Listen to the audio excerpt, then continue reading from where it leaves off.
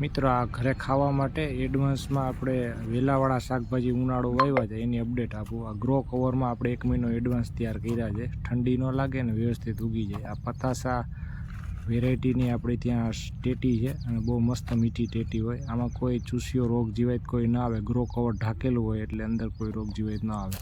Bed બનાવેલા છે મસ્ત, અને બેડની અંદર આ ડ્રીપ રાખેલી છે, એની ઉપર ગ્રો કવર છે. આ તમે જોઈ શકો છો, એક મેં અત્યારે 20 થી 25 દિવસનું થઈ ગયું છે. આ પમ્પકિન છે, આ તો દૂધી છે, તુરિયા છે, પછી કાકડી છે, બરાબર. આ બધા વેલા આપણે ત્યાં બેડમાં વાવેલા છે અને બેડમાં મસ્ત રિઝલ્ટ મળ્યા છે. અને ડ્રીપ રાખી અને એની પર ગ્રો કવર રાખેલું છે. આપણે ઓથ માટે આગળ શેરડી રાખેલી છે, લૂ ઉનાળે કપાઈ જાય. આ કાકડીના વેલા તમે જોઈ શકો છો, 20 થી 25 દિવસના થયા છે. અને એમાં આની અપડેટ